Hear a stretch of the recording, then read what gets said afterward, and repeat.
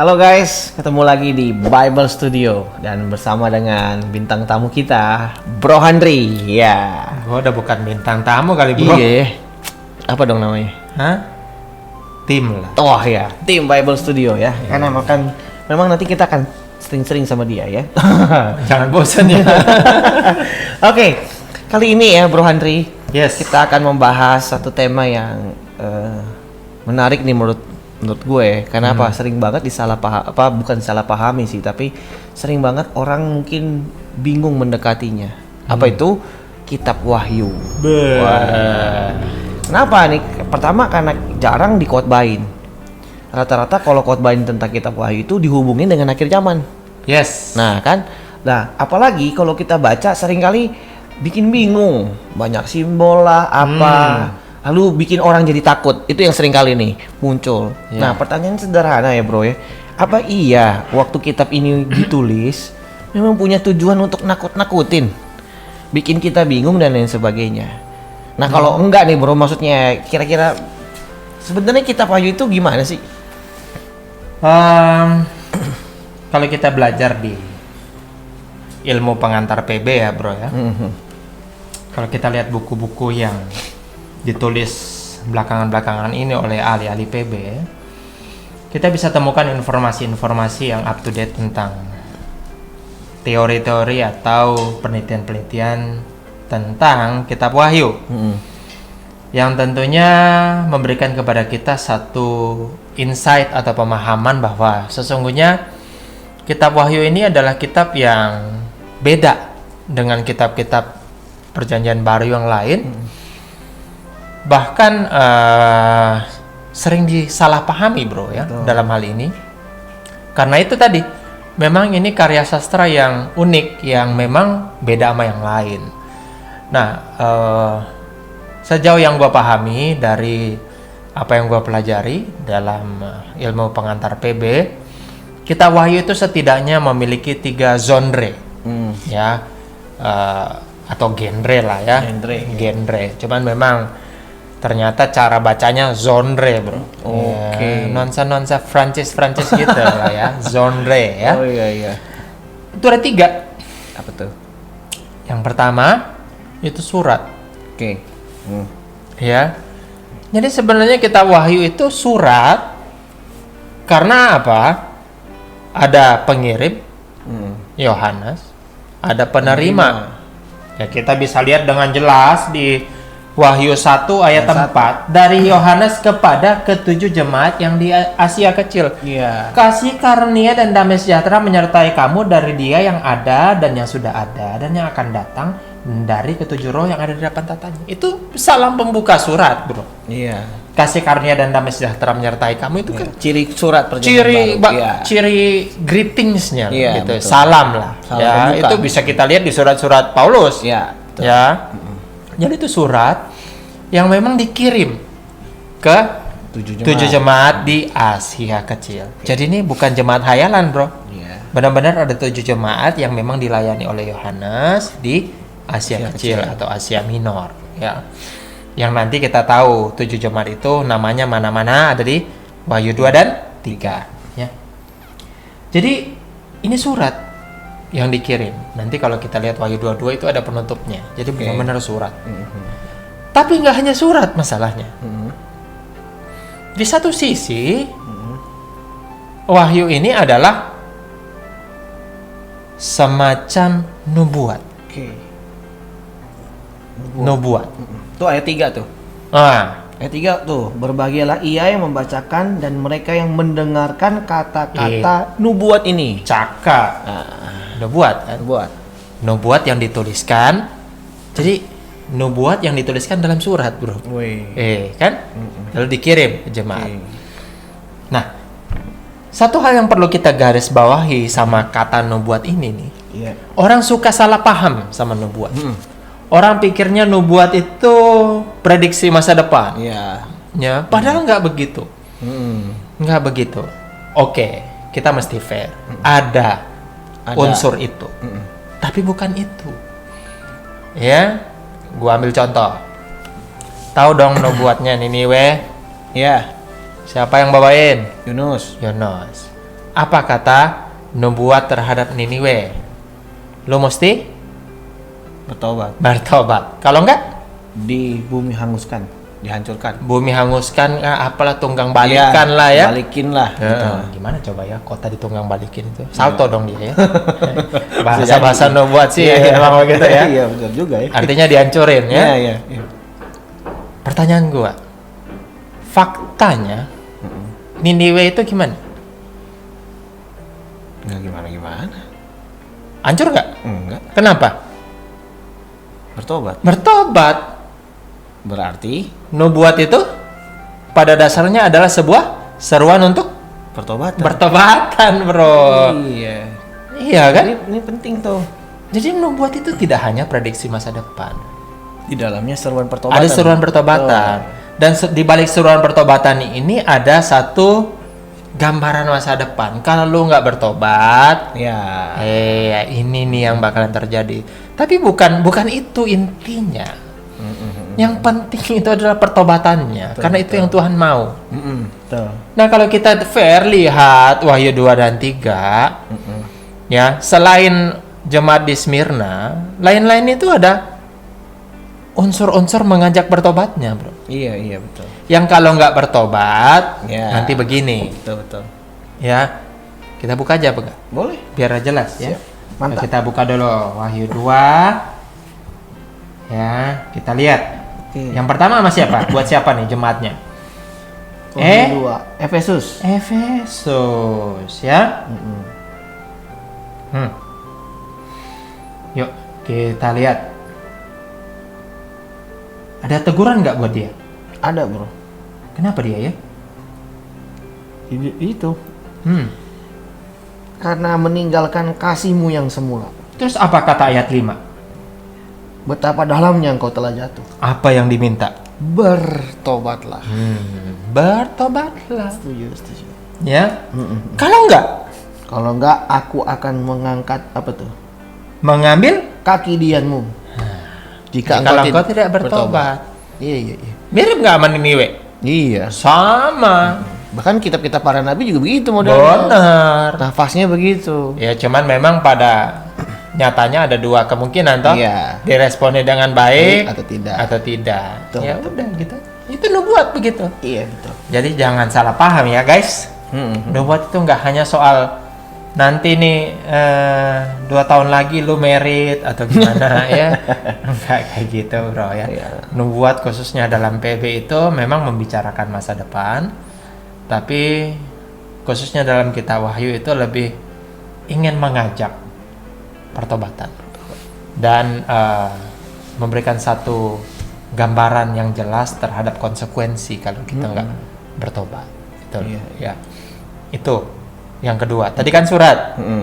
Sekarang nubuat. Ketiga. Yang ketiga. Wahyu 1 ayat 1. Apa katanya? Inilah wahyu Yesus Kristus. Inilah wahyu. wahyu.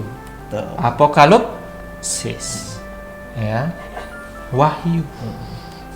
Ya.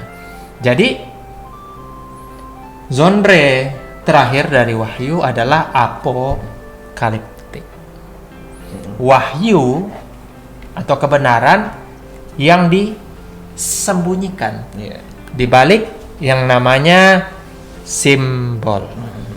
Makanya banyak simbol-simbol. Makanya banyak simbol-simbol. Yang gua jamin ya, kalau lo nggak belajar teologi atau nggak nonton YouTube, lo nggak bakalan ngerti, bro.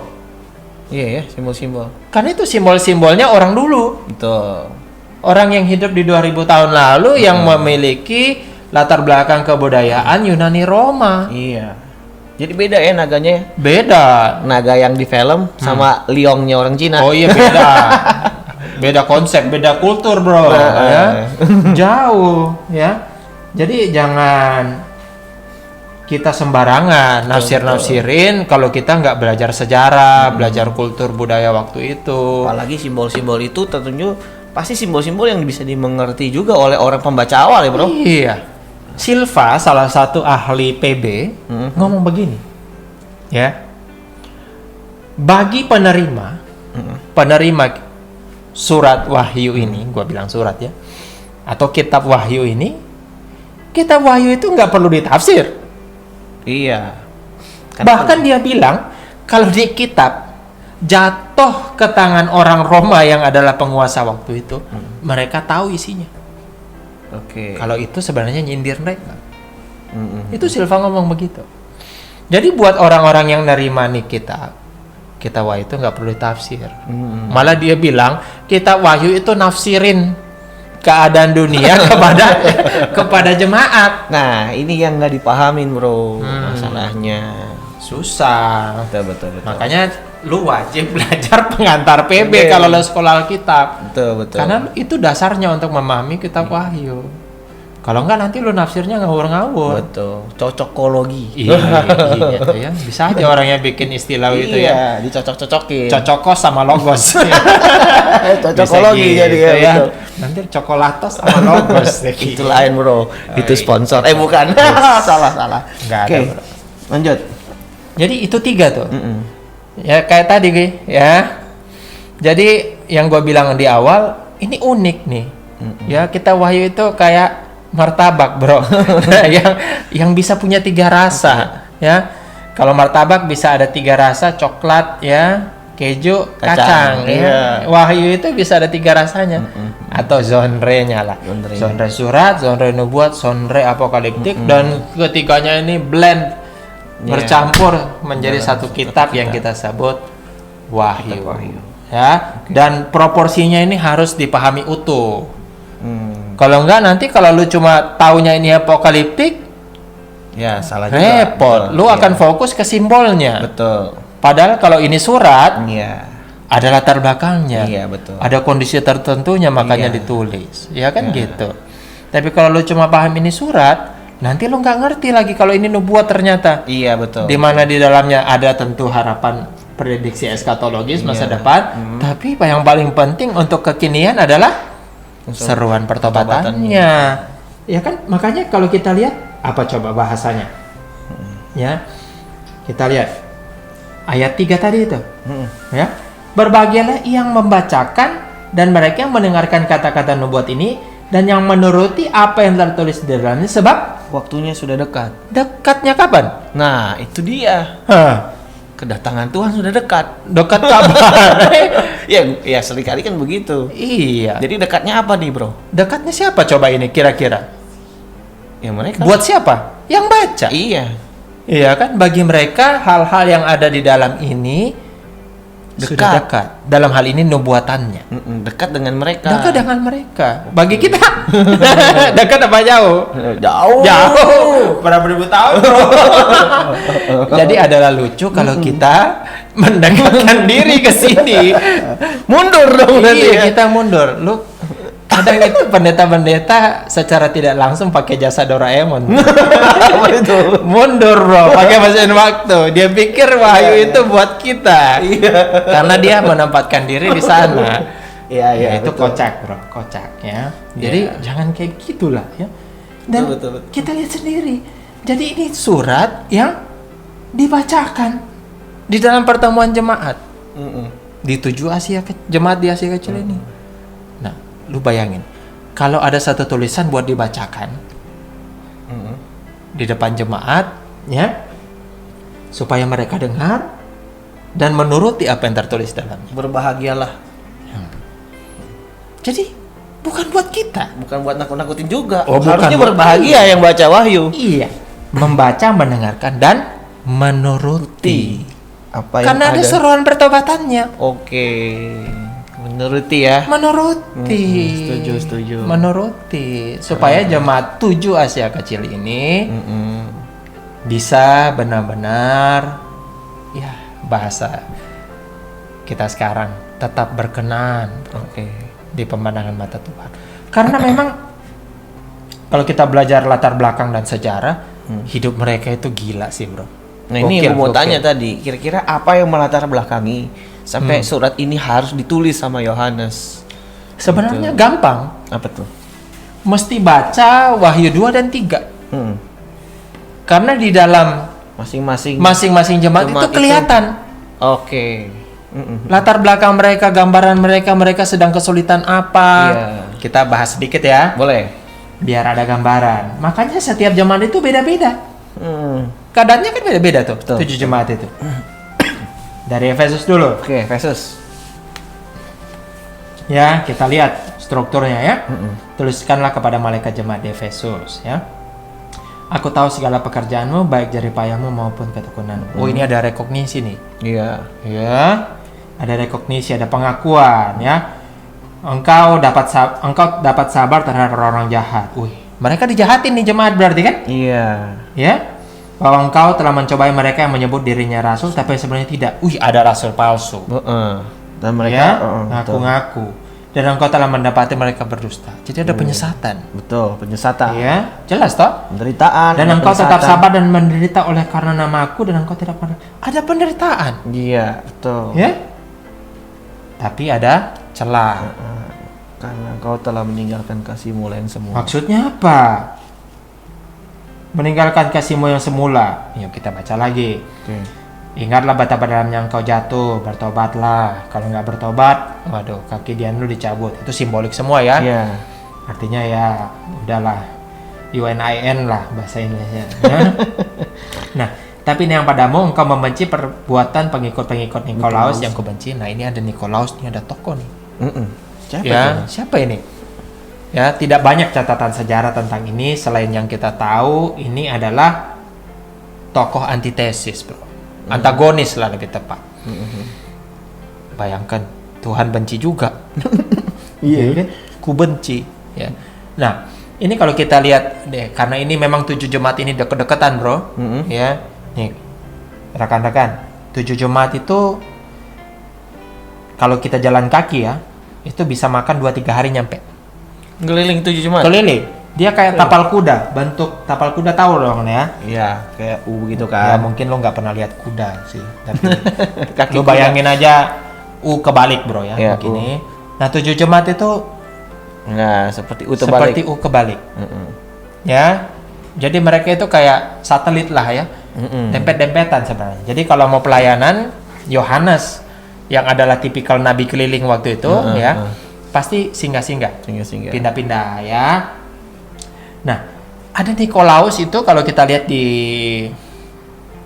jemaat yang lain, itu lebih kepada guru-guru palsu yang cenderung mengajak untuk kompromi sama Roma.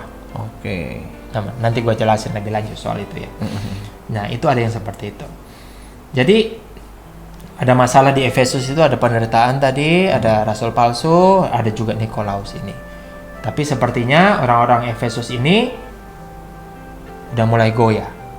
Makanya disuruh bertobat. Oke. Udah mulai ninggalkan iman mereka dengan jalan mulai terpengaruh sama yang palsu-palsu ini. Tadi, iya. Ya, makanya disuruh bertobat. Ya. Barang siapa menang dia akan diberi makan dari pohon kehidupan. Itu biasa, janji-janji apokaliptik, ya, hidup kekal. Itu simbolik. Ya. Nah, itu Efesus. Ya, seperti itu keadaannya. Smyrna beda lagi. Di ayat 8. Dia susah dan miskin. Iya, betul. Ya, Fitnah lagi. Fitnah. difitnah sama orang Yahudi. Aduh. Difitnah orang Yahudi. Tetapi yang sebenarnya tidak demikian, sebaliknya mereka adalah jemaah iblis. Aduh, gila, orang Yahudi dibilang jemaah iblis. Iya. Aduh, Fitnah. ngeri benar ya. Fitnah. Ini ada unsur historisnya di belakangnya. Iya. Ya, karena kalau kita lihat sejarah, kekristenan lahir dari Yahudi kan, bro. Iya. Ya. Dan Roma memandang kekristenan itu sebagai bagian dari Yahudi. Yahudi ini punya privilege, Iya. dikasih sama Orang Roma. orang Roma. Kaisar Roma, ya. Mereka tidak perlu menyembah kepada kaisar. Nah.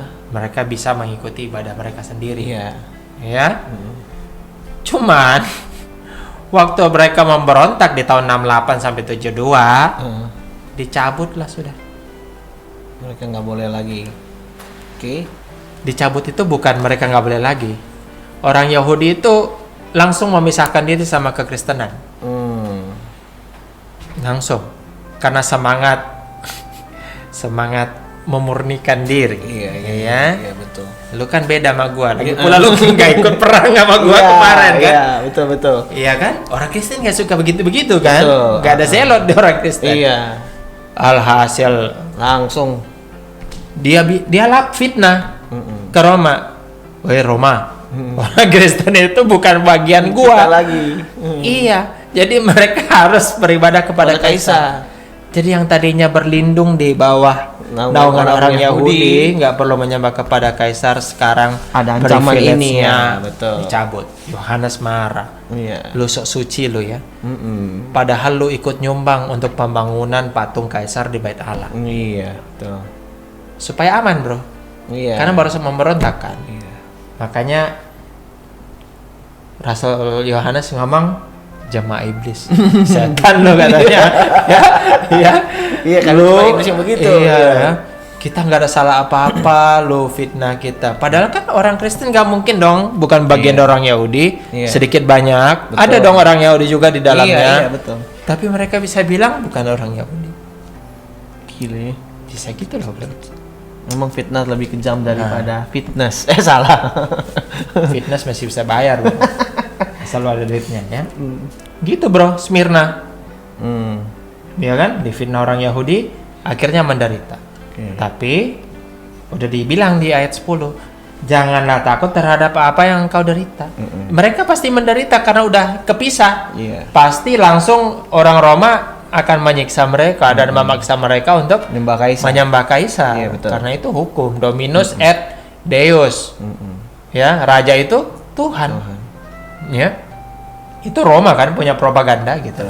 Biar ya sekaligus ada satu unsur pengagungan ya kepada raja sekaligus Tuhan. Jadi nggak berani macam-macam kan? Iya. Jadi bahkan dikatakan di ayat 10, sesungguhnya iblis akan melemparkan beberapa orang dari antaramu ke dalam penjara supaya kamu dicobai dan kamu akan beroleh kesusahan selama 10 hari. Hendaklah engkau setia sampai mati. Mati itu nggak apa-apa udah. Udah dikasih tahu. Iya. Karena bakalan menderita, udah dikasih tahu. Aku akan mengaruniakan kepadamu mahkota kehidupan. Siapa bertelinga hendaklah mendengarkan. Barang siapa menang, ia tidak akan menderita apa-apa karena kematian kedua. Itu bahasa-bahasa simbolik lagi. Iya. Jadi nggak ada seruan pertobatan tuh buat Smyrna, karena memang kondisi jemaatnya kayak begitu. Iya. Nggak ada masalah. Cuman akan menghadapi penderitaan. Jadi latar belakangnya memang unik ya Unik, masing-masing jemaat itu punya kasus-kasus, kondisi-kondisi, latar belakang yang memang partikular, yang khusus, spesifik dengan keadaan mereka, karena masing-masing kota ini beda. Nah kalau gitu ya bro, jadi kira-kira kitab ini ditulis kan biasanya ya untuk menjawab sesuatu gitu kan, ciri-ciri surat kan begitu tuh, ditulis untuk sesuatu. Dengan lihat latar belakang di sini, berarti kira-kira Yohanes ini nulis surat ini dengan ada tujuan untuk memberikan mereka gambaran tertentu ya, atau penguatan tertentu nih kira-kira tentang apa yang mereka alami, gitu ya kira-kira. Kalau kita lihat di Wahyu 2 dan 3, ada satu statement yang diulang terus di 7 jemaat. Dan itu tidak mungkin tidak penting. Tidak penting. Apa-apa diulang terus. Sampai diulang dan formulasinya sama. Oke. Yaitu barang siapa menang. Udah. Oke, jadi ada barang siapa menang ya. Menang. Dengan demikian ada satu dorongan ya. Kalau lu menang, ini rewardnya. Kira-kira kalau lo gituin anak lo, ya Ben, kalau bisa dapat nilai 100, dapat coklat. Kira-kira tujuannya apa? Memberikan apa? Motivasi. Motivasi dan semangat. Ya itu sudah. Iya ya. Karena mereka punya kesulitan dari berbagai aspek, ya, khusus di tengah masa-masa mereka yang pasti mereka punya satu, kalau mau digeneralisasi dibuat sama satu kata. Masing-masing jemaat ini punya masalahnya, punya kesulitannya. Berbeda-beda bentuknya, ada yang nabi palsu, ada rasul palsu, ada ajaran sesat, ada penderitaan fisik, penjara, masing-masing kan punya masalahnya masing-masing. Tapi intinya satu. Barang Menang. siapa menang. Menang. Jadi kalau gitu memang surat ini ditujukan karena memberikan dorongan dan semangat. Itu juga relevan dong berarti ya. Relevan. Betul ya. Cuma kita aja ketakutan dulu bacanya. Jadi kita justru aneh kalau lihat yang ngeri-ngerinya. Iya. Harusnya kita lihat bagaimana Rasul Yohanes ini ingin mengajak jemaat untuk imannya itu tetap utuh. Bahkan menang ya dalam segala tantangan yang mereka Tantangan yang hadapi. ada. Orang Iya. Kristen mau dimanapun selalu ada namanya masalah, kesulitan, tantangan Iya. di segala zaman. Dan oleh sebab itu, ayo kita belajar sama bro dan sis yang ada di Wahyu. Betul. Karena tantangan mereka itu lebih tidak manusiawi dibanding Kita kita. hari ini. Betul. Dan mereka bisa nekat begitu. Luar biasa dong berarti ya. Luar biasa. Bahkan tadi dikatakan setia sampai mati. Setia sampai mati. Mati itu nggak ada masalah. Iya. Penjara mati. Teritaan, difitnah dan lain sebagainya. Miskin. Iya, miskin. Miskin. Iya kan Smyrna miskin. Iya. Tapi mana ada sih orang yang mau miskin, Han? Ya ada tuh. Malah dipuji. Nah, Tuhan nggak stres kan? Iya. Muji orang miskin. Artinya sebenarnya jangan takut kehilangan apa-apa. Asal jangan iman lo. Iya, asal jangan iman. Iya. Gitu. Karena yang nilainya abadi kan Tuhan. Betul. Itu aja. Iya. Itu semangatnya kitab Wahyu yang sebenarnya didistorsikan, dikacaukan sama penafsiran-penafsiran modern Iya. yang terkesan ingin nakut-nakutin. Dan itu suka dihubungin dengan akhir zaman. Iya, COVID lah di bawah-bawah. Iya, macam-macam dah. Aduh. Nanti peristiwa perang dunia lah dan lain sebagainya. Nah, Iya, itu. kalau menurut Bro tadi ya, kalau kita lihat tadi ya strukturnya tadi ya, urutannya itu setelah itu kan baru masuk tuh kepada simbol-simbol yang demikian. Tentu kan pasti ada ininya, korelasi dan lain sebagainya ya, Bro. Pasti. Jadi kalau kita lihat sekali lagi, kalau kita belajar pengantar PB itu kan ada garis besar kita Ya. atau sistematikanya. Itu benar-benar sistematis, diatur begitu rupa. Ya. Wahyu 1 gambaran tentang Kristus itu seperti apa dalam konteks kultural waktu itu. Dia yang memegang bintang di tangan kanannya. Itu ada koinnya, Bro. Ada bintang di tangan itu lambang kekuasaan ilahi. Iya.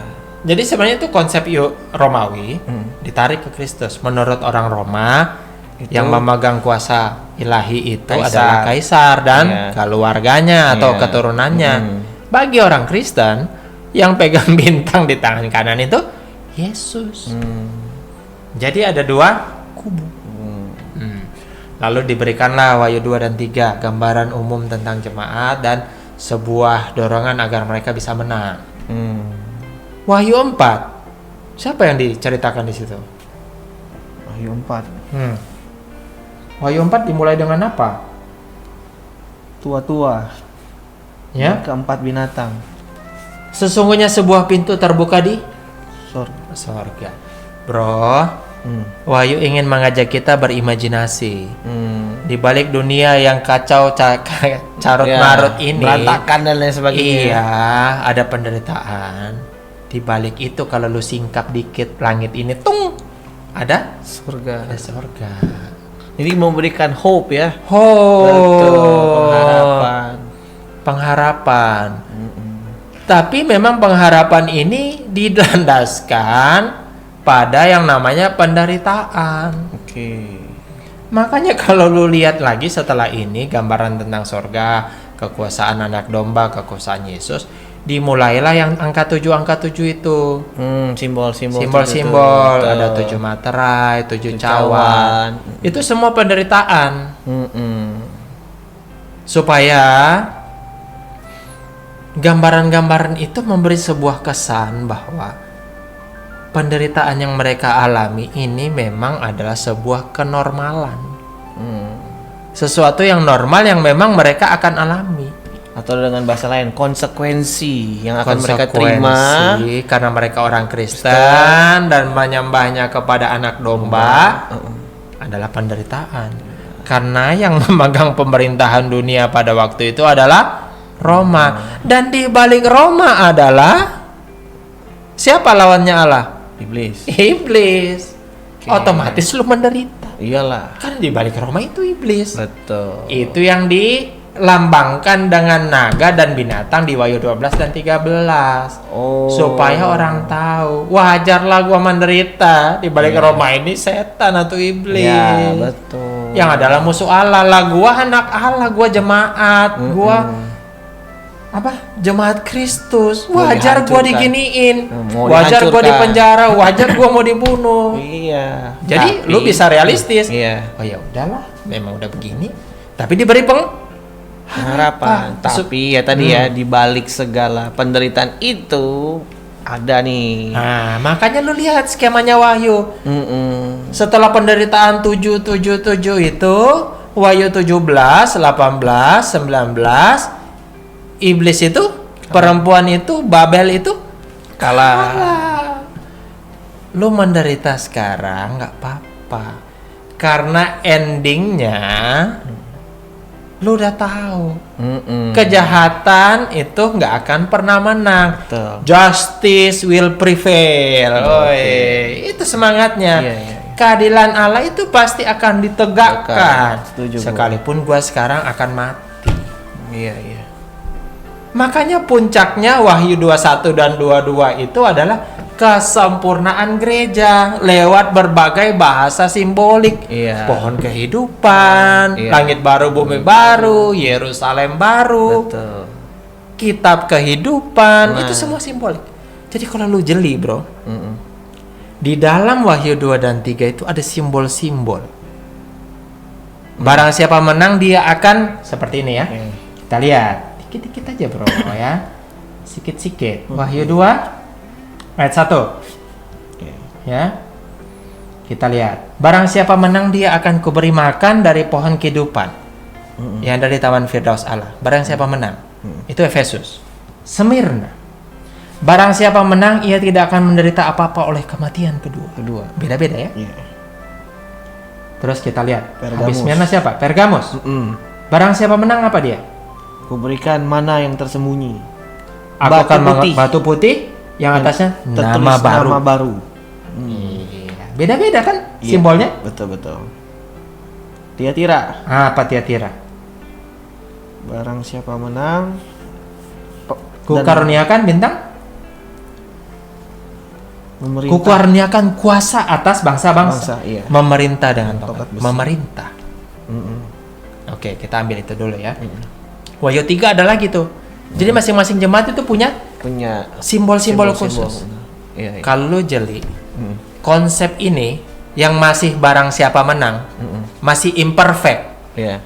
masih belum digenapi. Iya, barang siapa? Waktu 21 dan 22 itu sudah menang. Jadi konsep ini lu akan temukan lagi di Wahyu 21 dan 22. Sebagai penggenapan. Penggenapan. Nah, ini yang mana? Waktu lu baca nih kitab secara keseluruhan, lalu lu sampai di Wahyu 21 dan 22. Kira-kira lu jadi tambah semangat nggak? Iya. Karena apa? Lu udah tahu ending lu macam apa. Ini yang kemarin gua dapat dari Pak Yowas. Konsepnya itu eskatologi yang proleptik.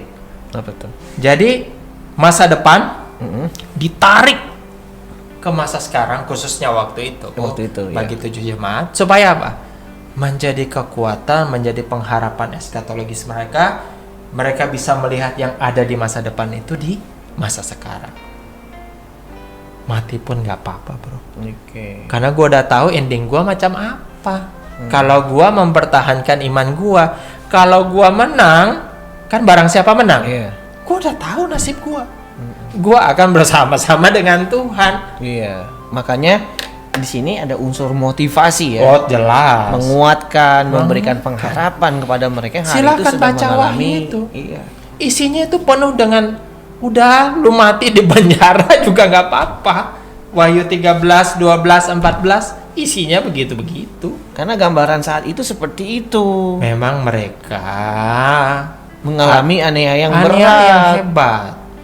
Jadi nggak ada hubungannya dengan yang kemari-mari dong ya. Gak ada. Ngapain ditulis buat 7 jemaat? Orang 7 jemaatnya hidup waktu itu. Iya, iya. Cuman kita bisa belajar dari mereka. Semangatnya, Iya. esensinya, maknanya. Betul. Itu kita pelajari. Oi. Makanya ya bro ya, kalau kita belajar, kita baru bisa ngerti nih. Iya. Nah, makanya ya kadang-kadang ya kalau kita lagi pula juga maksud gue gini, kalau kita cuma penekanannya seringkali tuh Wahyu cuma ditekanin apokaliptik, susah lah, simbol-simbol dan lain sebagainya. Mestinya kita melihat dari kacamata yang tadi, ada surat nubuat, Betul. baru simbol-simbol. Iya, lu makan martabak itu enaknya semuanya lu makan, bro. Iya, masa. Jangan kacangnya doang. Iya, betul. Iya kan? Nah, oke Bro Henry nih, ada Yes. ada pertanyaan yang akan selalu muncul Apa tuh? ketika kita bahas kitab ini. Karena di situ ya, di dalam kitab ini ada satu macam konsep ya. Kalau gue bilang konsep nih yang sudah pasti ditanya. Kenapa? Karena di situ ada simbol angka. Waduh, ini angka yang selalu dipertanyakan, yaitu 666, angka setan, antikristus, Bukan angka togel. Waduh, gua nggak tahu tuh. Coba siapa tahu dapet. Dan angka ini, waduh, seringkali ditakuti dan lain sebagainya. Sebenarnya dari kacamata Wahyu itu sendiri, bro. Yes. Ya, kan lebih tepat begitu ya. Betul, harus. Dari kacamata Wahyu sendiri tuh 66 itu apa sih? Mau langsung to the point apa gimana? Ya, terserah deh. Terserah, bro. Yuk. Lebih enak sih kalau dijelasin, bro. Nah, oke, kita lihat. Oke. Tapi yang tadi kita udah bahas jangan dihilangin ya.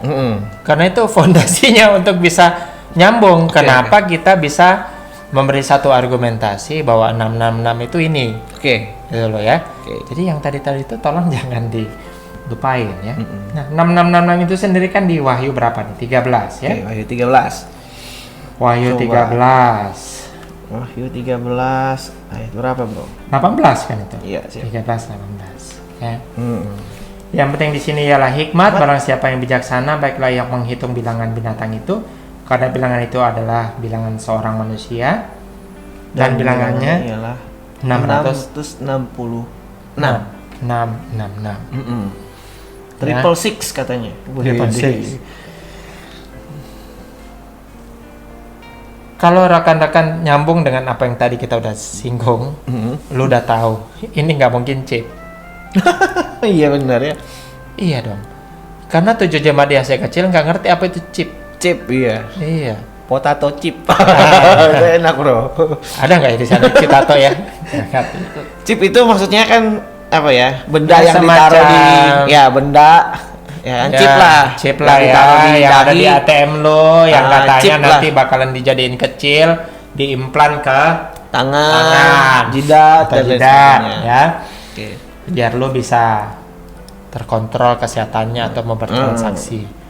Gue sih jujur kalau udah kayak gitu enak. Gak perlu bawa dompet, bro. Oh iya, teknologi Nggak- ya. Iya, nggak usah pusing lu hanya punya satu kartu aja. Ya kan, tapi nggak usah bahas itu dulu. Kita lihat. Gua nggak ngerti kenapa orang bisa kaitin itu sama chip sih, jujur gua nggak ngerti loh. Tapi yang pasti yuk kita lihat what the Bible say. Ya? Oke. Iya. Apa yang dikatakan. Nah, 666 itu kata Alkitab di dalam Wahyu 13 ayat 18 adalah bilangan binatang itu. Bilangan binatang itu. Binatang mana? Oke. Kelinci. Ya. Iya, iya. Binatang yang mana nih ya? Nah, kita lihat Wahyu 13 itu di dalamnya ada 2 binatang yang Betul. diomongin. Yang pertama itu binatang yang pertama ya. Ya. Yang keluar dari dalam laut bertanduk 10, berkepala 7. Gua nggak mau ngurusin ini ya. Tanduk 10 kepala 7 ya. 10 mahkota tertulis nama-nama hujat. Oke. Lalu ini ya udah, ini bagaimana orang mau ngerti sih ya? Serupa dengan macan tutul, kakinya beruang, macan tutul kakinya beruang, mulutnya mulut singa. Ya Tuhan, makhluk apa ini? Nah, yang pasti naga itu memberikan kepadanya kekuatannya dan tahtanya dan kekuasaannya. Oke. Kira-kira ya, yang pada waktu itu punya tahta dan punya kekuasaan yang besar di mata jemaat Asia Kecil, 7 jemaat Asia Kecil. Siapa, bro? Kaisar. Roma kan? Iya. Ya Roma, karena mereka hidup di masa pemerintahan Roma. Teori berkata itu di era Domitianus, ya, tahun 90-an. Ya. Maka tampaklah kepadaku satu dari kepala-kepalanya seperti kena luka yang membahayakan hidupnya. Ada yang berkata kepalanya ini raja kan, 7 aja ya. Tapi luka yang membahayakan hidupnya itu sembuh. Seluruh dunia heran lalu mengikuti binatang itu. Nah coba, lu mau pahamin apa ini bahasa simbolik begini? Lu bayangin ada binatang 7 kepala, salah satu kepalanya luka, ya, Terus sembuh. membahayakan hidupnya, terus sembuh. Dunia heran lalu mengikuti binatang itu. Apa coba ya? Nah kalau kita lihat konteks, Oke. ya, luka ini karena pedang. Nah, jadi ini luka nih bro, binatang ini. Cuman kalau kita lihat lukanya kenapa nggak jelas. Nah, tapi ayat 14 ngasih tahu kepada kita Iya. bahwa binatang itu luka oleh pedang. Pedang. Pedang itu lambang apa? Perangan. Nah, di tahun 70 ada pemberontakan, tadi gue udah singgung sama orang Yahudi yang dikenal secara historis namanya First Jewish Revolt, pemberontakan Yahudi pertama. Itu perang. Jadi orang Yahudi yang dimotori oleh orang Israel tentunya lawan orang Roma. Yang mana yang menghajar mereka itu Vespasianus. Ya. Namanya perang, bro. Pasti ada yang kalah.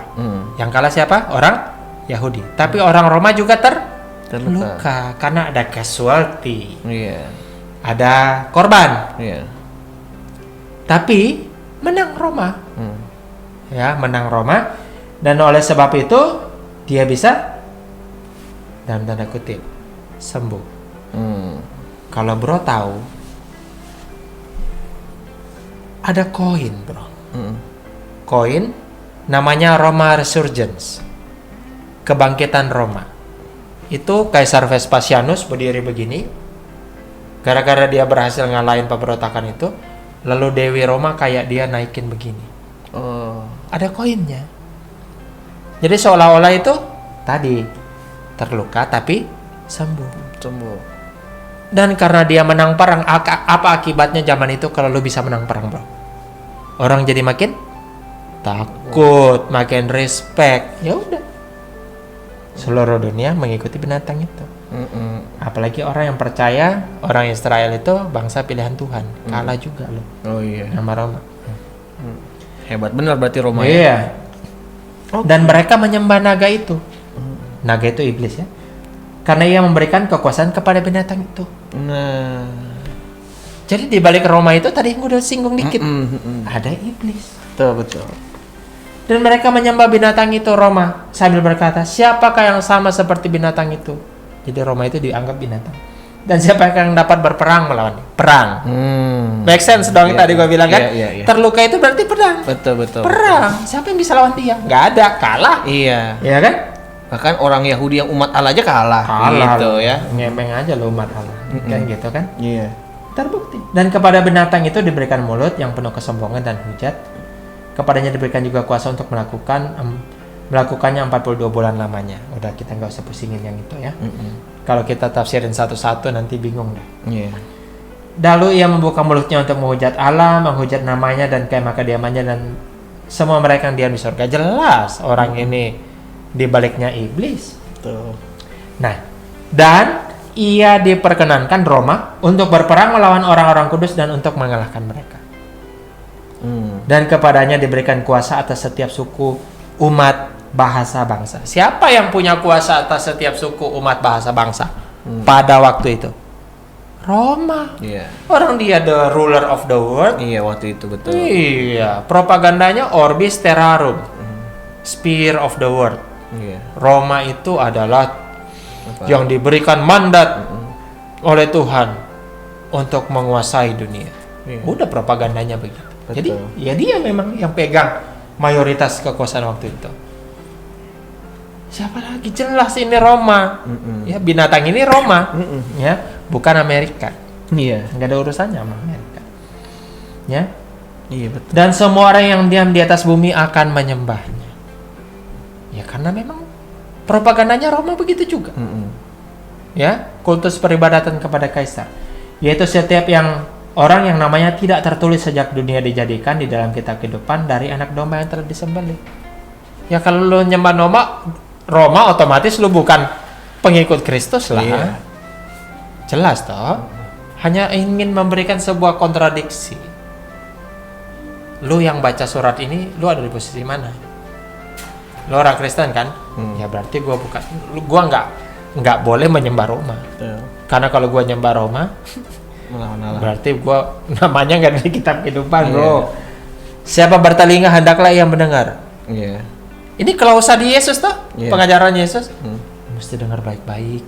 Kalau sampai lu kompromi, Iya. kalau sampai lu menyembah binatang itu, kalau sampai lu menyembah Roma, ikut kultus peribadatan kepada kaisar, lu kompromi sama Roma, nama lu nggak ada di kitab kehidupan. Lu punya telinga kan? Iya. Dengerin baik-baik. Iya betul. Nggak boleh. Diberi realitas lagi. Kekristenan itu apa adanya, bro. Nggak pernah janji-janji manis. Iya. Barang siapa ditentukan untuk ditawan, ia akan ditahan. Barang siapa ditentukan untuk dibunuh Dengan? pedang. Iya. Dia harus dibunuh dengan pedang. Itu bagus banget bahasa Indonesia sih. Udah harus. Harus. Yang terakhir dong, yang Nah. penting di sini ialah ketabahan dan iman orang-orang kudus. Kira-kira kalau lu ada di jemaat Asia kecil, lu dapat kekuatan dong. Iya. Mati nggak apa-apa, masuk penjara juga nggak masalah. Yang penting adalah iman, ketabahan. Jadi waktu itu memang sebenarnya kalau dipahami ya, surat ini benar-benar jadi powerful loh sebenarnya buat mereka. Betul. Dalam situasi berat loh itu. Diberikan satu hope. Ya, apa yang kamu alami saat ini, tapi di balik itu ada ada kemuliaan dalam Kristus, sama Iya. seperti Kristus menang ya. Oke. Makanya ini akan dibacakan Iya ya. supaya jemaat juga merenung, menghayati, melihat gambaran-gambaran simbolik ini dan lebih mengimajinasikan, memaknainya. Iya kan? Kenapa film-film fiksi itu laku? Karena lu akan bisa merangsang imajinasi lu kan. Yaitu apokaliptik juga begitu. Iya, dengan simbol-simbol yang tentu juga pasti dimengerti Dia sama mengerti. mereka. Kan gue udah bilang di awal, di Silva ngomong, Iya. ini mah nggak perlu ditafsir. Mereka juga udah tahu. Kita Masalahnya doang. kita orang modern di sini. Benar. Kita nggak ngerti nih apaan nih. Betul. Bukan buat kita lagi. Mm-mm. Kan buat mereka. Terus 666 itu gimana? Nah, sabar. Oke. Kan masih ayat 11. Oke, lanjut. Itu ayat 18. 7 ayat lagi. Oh iya, siap. Itu binatang pertama kan? Oke, binatang pertama. Yang pertama, Roma toh? Roma. Roma ya. Mm-mm. Dan aku melihat seekor binatang lain Lain keluar dari dalam bumi bertanduk dua, ya, seperti anak domba. dan ia berbicara seperti seekor naga. Ya, ada Domba. serigala berbulu domba. Iya, iya. Ini naga berbulu domba. Ya. Iya, iya. Jadi ini menarik yang gua pahami. Ini tentu ada argumentasinya di bawah-bawah. Ini berkaitan dengan agama. Agama. Ya. Seperti anak domba. Ya, seperti Kristen, tapi sebenarnya setan. Oke. Karena ini berkaitan dengan agama. Nanti gua kasih lihat ya. Oke. Dan seluruh kuasa binatang yang pertama itu dijalankan depan matanya. Ia menyebabkan seluruh bumi dan semua penghuninya menyembah binatang pertama yang luka parahnya telah disembah. Jadi dia tidak disembah binatang kedua ini. Dia seperti supporting actor. Satu lembaga suportif yang membuat orang-orang menyembah Roma. Dia supporting aja. Karena dia tidak disembah. Dan ia mengadakan tanda-tanda yang dahsyat, bahkan ia menurunkan api dari langit ke bumi ke depan mata semua orang. Yang bisa ngadain tanda-tanda itu kaitannya dengan mujizat-mujizat itu tentu hal-hal yang berbau spiritual. Iya. Agama. Di dalam Roma yang punya aspek agamawi itu apa? Kan dia ada politik, ya, kaisar. Nah, yang mendukung kaisar ini dalam dimensi agama, sisi agama, yang mendorong ada ini kaisar, perdebatan kepada kaisar itu namanya imperial cult. Ya, sinagoganya inilah Roma. Jadi ada imam-imamnya Roma yang mendorong ini peribadatan kepada kaisar. Karena dia supporting. Dia nggak disembah, tapi dia membuat orang lain bisa tetap menyembah kaisar. Mereka yang berkunjung kemana-mana, ya, memperhatikan pembangunan kuil-kuil, pembangunan patung. Ya, kita baca aja. Dan mereka memang, kalau di artikelnya STT Jafray itu ada Magic in Greco-Roman. Ditulis oleh seorang dosen, kalau nggak salah di UPH, itu kece banget. Jadi kita lihat bahwa memang magic itu umum banget. Yang namanya tanda mujizat itu, lo jangan pikir itu Kristen doang. Umum itu. Umum banget. Ya. Dan ia menyesatkan mereka yang diam di bumi dengan tanda-tanda yang telah diberikan kepadanya untuk dilakukannya di depan mata binatang itu, dan ia menyuruh mereka yang diam di bumi supaya mendirikan patung. Patung untuk menghormati binatang yang luka oleh pedang namun yang tetap hidup itu. Siapa itu? Roma. Binatang pertama. Iya. Roma. Jadi bukan dia yang disembah. Dia mengarahkan orang untuk menyembah Roma. Itu imperial cult. Dan kepadanya diberikan kuasa untuk memberikan nyawa kepada patung binatang itu. Sehingga patung binatang itu berbicara juga dan bertindak begitu rupa. Ya seolah-olah dia itu, ya tadi, representatifnya kaisar kan? Iya. Lo kalau nggak nyembah kaisar mati lo. Iya. Kan gitu. Sehingga semua orang yang tidak menyembah patung binatang itu dibunuh. Ya udah, dia punya kuasa. Dia representatifnya kaisar Roma untuk memaksa orang-orang yang berbeda bangsa, berbeda bahasa, berbeda suku ini bisa disatukan dalam penyembahan ibadah kepada kaisar. Itu imperial cult. Kultus peribadatan kepada kaisar. Dan ia menyebabkan sehingga kepada semua orang kecil atau besar, nggak peduli, kaya miskin, merdeka atau hamba, diberi tanda pada tangan kanannya atau dahinya. Nah, ini yang orang bilang chip. Karena bisanya di tangan sama di dahi. Katanya begitu. Bro, orang-orang dulu itu punya simbol-simbol kepemilikan, termasuk budak, atau juga pengikut dewa-dewa tertentu seperti Dionysius. Itu kalau nggak punya stempel, minimal tato, lambang, tanda kepemilikan. Kalau orang-orang ini yang menyembah binatang pertama diberi tanda di tangan atau dahi, itu secara simbolik ingin menunjukkan orang-orang ini adalah orang-orang yang menjadi milik Roma, yang dibuktikan dengan menyembah kepada kaisar.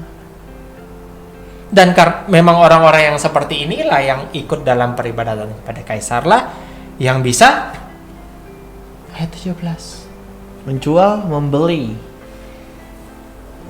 Menjual, membeli. Lu nggak bisa dagang kalau nggak ada tanda itu. Nggak ada tanda itu. Kalau lu nggak ikut kultus peribadatan kepada kaisar, kalau lu nggak ikut menyembah Roma, lu nggak ada kangtau, lu nggak bisa dagang. Jadi ini bukan beli di supermarket pakai chip. Orang dulu nggak ngerti itu. Iya, belum ada. Gila kali. Ya. Ini tanda kepemilikan. Karena kalau lo lihat 2 ayat setelah ini, ayat 17, 18, 2 ayat setelah ini ada Wahyu 14. Wahyu 14 lo buka dikit. Ya, Wahyu 14. Ayat 1. Dan aku melihat sesungguhnya anak domba berdiri di Bukit Sion dan bersama-sama dengan dia 144.000 orang, dan nah di dahi mereka tertulis namanya dan nama bapaknya. Dahi juga. Betul. Jadi ingin ditampilin aja sebagai pembanding. Ikut kaisar. Sama ikut Kristus. anak domba, ikut Kristus. Cuma lambang ya, aja. bro. Lambang doang. Makanya lu baca jangan 666 doang. Nah, gitu. Mesti lihat, ada maksud penulis ingin membandingkan. Lu ini anak Tuhan Iya. atau anaknya Roma. Anaknya Roma berarti lu anak iblis. Iya. Kalau lu menyembah kepada kaisar, iman lu nggak sama Tuhan lagi, lu setan udah. Lu Iya. iblis. Ya kan gitu. Oke. Karena memang waktu itu lu nggak akan bisa berdagang. Ya, yang gua baca itu kalau lu mau dapat kangtau, lu mesti ikut pesta. Lu mesti ikut makan. Di dalamnya ada perayaan kepada kaisar atau dewa-dewanya. Otomatis kalau lu ikut situ lu kompromi. Betul. Dan kalau kompromi, nggak ada tuh nama lu di dalam kitab kehidupan. Itu yang ditegur di jemaat Laodikia. Iya. Guys bisa baca. Mereka kaya karena kompromi. Iya. Kompromi itu bahasa Laodikianya suam kuku. Nggak dingin nggak panas. Lu mau ikut Tuhan apa ikut Roma, weh? Iya, betul. Gitu. Kalau kayak gini gua muntahin lu karena lu juga nggak jelas mengabdi kepada dua Tuhan bahasa Matiusnya. Oke. Gitu loh. Lu kaya gara-gara itu. Lu berkecukupan. Beda sama Smyrna. Smyrna miskin gara-gara nggak mau kompromi. Karena Smyrna nggak ada tegurannya, bro. Pujian doang sama mereka. Laodikia kompromi, makanya bisa dapat duit, bisa kaya, berkecukupan. Tapi di mata Tuhan miskin. Oke. Karena itu kekayaan yang diperoleh dari kompromi. Baru tuh setelah itu ayat 17, ayat 18. 18. Yang penting di sini hikmat. Lu punya wisdom, lu tahu yang dimaksud di sini siapa. Oke, hikmatnya itu ya. Iya, barang Lu siapa bijaksana. bisa mengerti tuh sekarang. Lu tahu yang gue lagi ngomongin ini Ini siapa, siapa? bro? Karena memang pakai bahasa apokaliptik. Iya, barang Iya, siapa yang bijaksana, Baiklah ia menghitung bilangan binatang itu. Binatang itu. Siapa yang dimaksud? Roma, binatang pertama. Karena bilangan itu adalah bilangan seorang manusia. Kata seorang ini cukup berbahaya. Anthropos. Anthropon lah ya. Di Yunaninya itu kalau akusatifnya. Yunani itu kan tidak ada kenal namanya ya, seorang. Meskipun ini singular, ya tunggal, lu ada dua pilihan. Taruh seorang atau tidak. Dan dua-dua itu boleh. Gua lebih memilih jangan taruh seorang. Karena lu kalau taruh seorang, lu pikir ini satu orang raja, satu orang manusia, satu orang raja Roma. Gua lebih pilih ini bukan satu orang, tapi lebih kepada Roma secara Imperiumnya. Imperium Romanum. Ya. Kekaisaran Romawi. Itu, ya, karena ini ngomonginnya kompleks. Nah, bilangan seorang manusia itu gue lebih tepat bilangan pemerintahan manusia. Karena Roma itu pemerintahan manusia. Betul. Di baliknya iblis. Pasal 14 pemerintahan anak domba. Oke. Kontras. Iya. Lu mau ikut pemerintahan mana? Manusia Atau iblis. yang dalam belakangnya iblis atau Atau anak Allah. domba. Bapa. Oke. Karena ini pemerintahan manusia yang di belakangnya iblis, bilangannya 666. The perfect imperfection. Apa tuh? Tolong nih, mesti dijelasin. Oke. Konsepnya Yohanes kan demen angka. 7 itu komplit, sempurna. 6 tidak sempurna. Imperfection. Imperfection diulang 3 kali, sangat tidak sempurna. Sangat tidak sempurna. Pemerintahan yang sangat tidak sempurna adalah pemerintahan Roma. Yang sempurna itu hanya pemerintahan Allah. Jadi 666 itu artinya adalah sebuah sindiran bahwa pemerintahan Roma ini adalah pemerintahan manusia yang dibaliknya iblis, dan oleh sebab itu dalam segala kecacatannya, dalam segala permusuhannya dengan pemerintahan Allah yang malah akan membunuh, memenjarakan, menganiaya orang-orang Kristen, pemerintahan ini adalah pemerintahan yang 666. Pemerintahan yang sangat tidak sempurna. Yang sempurna adalah pemerintahannya anak domba yang kesempurnaannya terlihat di Wahyu 21 dan 22. Oke. Karena pemerintahan ini di Wahyu 17, 18 akan Kalahkan. dikalahkan. Oleh siapa? Anak domba. Waduh. Jadi lu semangat. Makanya, jadi ini bukan angka gimana ya, sampai heboh gitu dunia Iya. persilatan. Ya bro, memang sih ini perlu sebuah kajian ya, nggak bisa sembarangan sebenarnya bicara soal kayak gini ya. Itulah bro. Apalagi kalau ngomong nggak pakai dasar, wah itu lebih mengerikan lagi. Ya semoga teman-teman pada waktu dengar apa yang sedang kita diskusikan tercerahkan sedikit gitu ya. Bahwa Haleluya. sebenarnya kitab Wahyu itu nggak serem. Kitab itu. Wahyu itu adalah kitab yang luar biasa loh, Betul. yang memberikan kekuatan dan pengharapan ya. Bro kayaknya nggak cukup sekali nih kita mesti bahas ini nih. Oh, ada lagi. Perlu kita bahas lebih mendalam kayaknya ini. Nanti ya. Ntar lah Kapan-kapan ya. Apa langit baru bumi baru? Ya bebas deh. Masih banyak nih sebenarnya, masih panjang nih ya dari Apa sini. lu mau bahas kuda-kuda lagi? Cuma ya boleh nanti kita bahas dia. Oke guys, waduh nggak terasa ya, kali ini edisi ini spesial banget karena panjang ya. Tapi pembahasan kita seru banget dan semoga teman-teman dapat diberkati dan tercerahkan melalui apa yang sudah kita bagikan mengenai kitab Wahyu. Dan karena ini edisi spesial ya, makanya jika ada teman-teman yang ingin bertanya kepada kita, nanti bisa tulis di kolom komentar. Nanti kita akan jawab di episode berikutnya. Thank you udah menyaksikan, semoga tercerahkan dan jadi berkat. Sampai ketemu di episode berikutnya. God bless you. God bless.